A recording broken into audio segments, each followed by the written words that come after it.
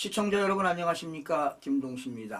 홍준표 대구시장이요 페이스북에 글을 올렸는데 그 내용을 소개해 드리면서 논평을 해 드리겠습니다.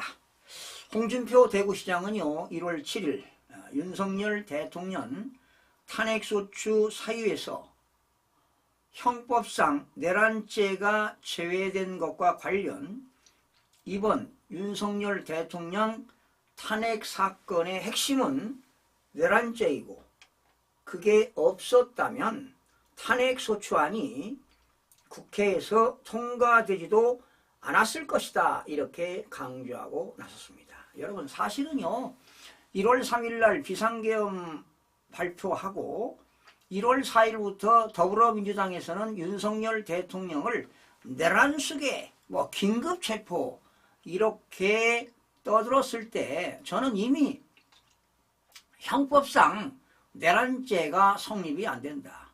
내란죄라는 것은 국헌을 문란해야 됩니다. 국헌을 문란해야 되는데 법조문을 보게 되면 윤석열 대통령은 절대 내란죄가 성립이 안 된다고 이미 방송을 제가 해드렸죠.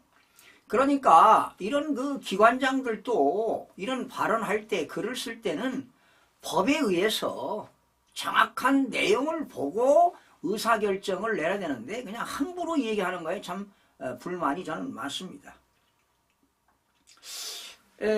사실은 윤석열 대통령이 헌법과 법률의 개헌법에 있잖아요. 개헌법에 있어서 대통령이 비상계엄을 한 것은 대통령의 고유 권한이며 통치행위이기 때문에 절대로 내란죄가 성립이 안 된다는 것을 저는 이미 여러 번 여러분들에게 전해드렸는데요. 자, 홍 시장은 페이스북 글에서 내란죄가 탄핵소추 안에서 철회된 이상, 그러니까 헌법재판소에서 내란죄를 철회하겠다고 한 거 아니겠습니까?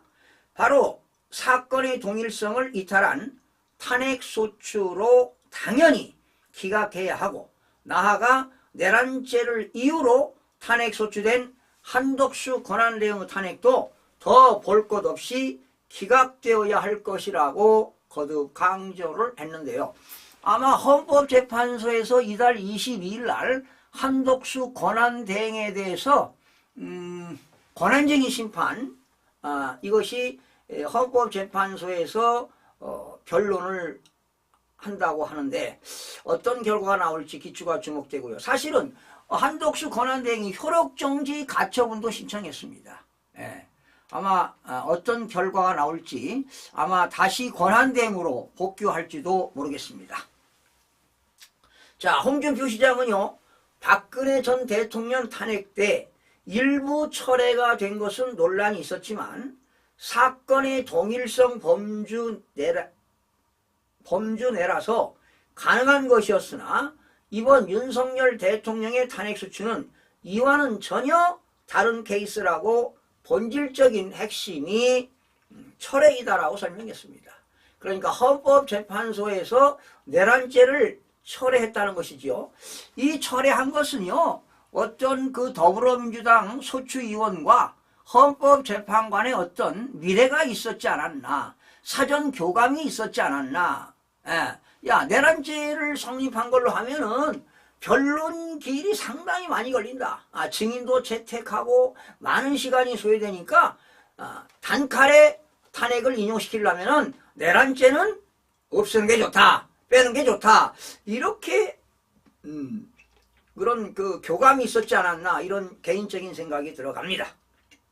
자, 그러면서 홍준표 시장은 탄핵소추 의결서는 검사의 공소장과 같은 것으로 검사가 공소장을 변경할 때는 피고인의 방어권 행사를 고려해 사건의 동일성을 유지하는 범위 내에서 공소장 변경을 허가하고 그 범위를 넘으면 공소 기각을 해야 한다고 부연하기도 했습니다. 그러니 헌법재판소에서 내란죄를 철회했다면 당연히 윤석열 대통령의 탄핵은 기각되어야 한다는 것이 홍준표 시장의 시각입니다.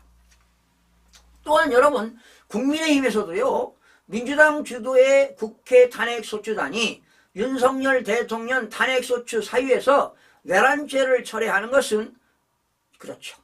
조기 대선으로 빨리 탄핵을 인용시켜가지고 이재명 대표가 조기 대선으로 해서 당선시켜가지고 사면하려고 말이죠. 이런 노골적인 꼼수가 아니냐, 이렇게 국민의힘이 공세를 이어가고 있습니다. 심지어 신동욱 국민의힘 수석대변인은 논평에서 민주당은 개헌 직후부터 걸핏하면 대통령과 우리 당에 대해 내란 수계, 내란 동조 집단 등 내란 딱지 붙이기 행태를 계속 자행해 왔다며, 그러다가 슬그머니 내란죄를 탄핵 사유에서 제외하고자 하는 것이라고 지적을 했습니다. 신동욱 수석 대변인은 이미 1심에서 징역 1년과 집행유예 2년을 선고받은 이재명 대표의 공직선거법 2심과 3심, 그리고 이중교사, 불법 대북 송금, 대장동 사건 등 엄청난 사법 리스크가 현실화하기 전에 조기 대선으로 직행하기 위한 노골적 꼼수라고밖에 할 수 없을 것이라고 주장했습니다. 당연한 거 아니겠습니까? 그러니 더불어민주당에서는 이재명 대표 한 사람을 살리기 위해서, 즉 사법 리스크 방탄을 위해서 입법을 폭주하고 예산을 폭주하고 탄핵을 남발하고 그런 거 아니겠습니까? 바로 국회의 폐악질을 한 것입니다. 이어 헌재는 졸속적 대통령 탄핵소추안을 즉각 각하해야 한다며, 또한 국회는 새로운 탄핵소추문을 작성해서 재의결 절차를 밟는 것이 순리가 아니냐, 이렇게 나서고 있습니다. 여러분, 만약에 내란죄를 뺀 상태에서 헌법재판소에서 재판관들이 탄핵을 인용한다면 국민들이 그냥 가만히 있지 않을 겁니다, 여러분. 특히 권성동 원내대표는 원내대책회의에서 탄핵소추 사유의 내란죄 처리를 민주당의 전술로 규정하며 헌법재판소가 그대로 수용해준다면 탄핵 심판의 공정성과 투명성과 신뢰성에 대한 것들이 흔들릴 수 있다고 강조하기도 했습니다.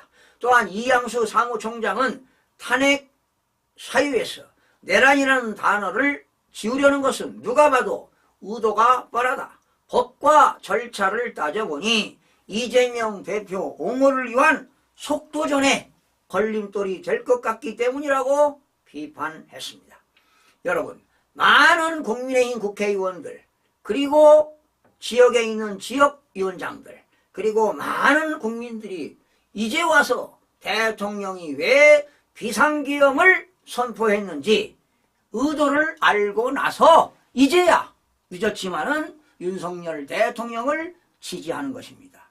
비상계엄을 했을 때만 해도 왜 일부 국회의원들은 왜 대통령이 뭐 때문에 비상계엄을 했는지 탄핵을 시켜야 된다, 이렇게 나섰지만 지금은 완전히 뒤집어지고 있습니다. 왜? 윤석열 대통령이 무엇을 위해서 비상계엄을 했는가? 거대 야당의 국회 폐악질, 그리고 부정선거의 진실규명, 반국가 세력, 종북 세력들이 지금 대한민국 곳곳에 침투되어 있습니다. 그리고 여러분 알아둘 게, 북한의 사이버 해킹으로요, 입법, 사법, 행정 모두가 다 뚫렸습니다. 북한에서 대한민국이 일어나고 있는 모든 정보를 다 가지고 있다는 사실입니다. 그리고 북한에 다녀왔던 일부 인사들이 어떤 발언을 하는가, 언론하고 어떤 인터뷰를 하고 있는가, 이런 내용들을 다 수집해서 전략을 세우고 있다는 겁니다. 특히 이 북한 애들은, 종북 세력들은요, 어떠한 목표를 설정해놓고 목표를 달성하기 위해서 하루아침에 목표를 달성하지 않습니다. 야금야금 이렇게 해서 그들이 목표를 달성하는 게 바로 슬라미 전술입니다. 북한 애들이 가장 전술을 잘하는 슬라미 전술을 우리 종북 세력들이 하고 있다는 사실입니다. 이러다가 정말 대한민국이 자유민주주의에서 무너지게 되면은 사회주의로 간다는 걸 국민 여러분들이 알으셔야 될 겁니다.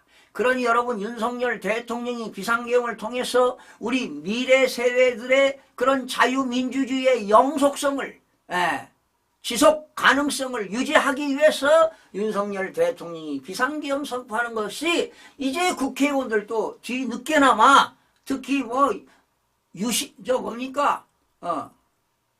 누구지요? 유승민, 또 국민의힘의 김상욱 의원, 이제 깨달은 것 같습니다. 천만다행입니다. 시청해주신 여러분 고맙습니다.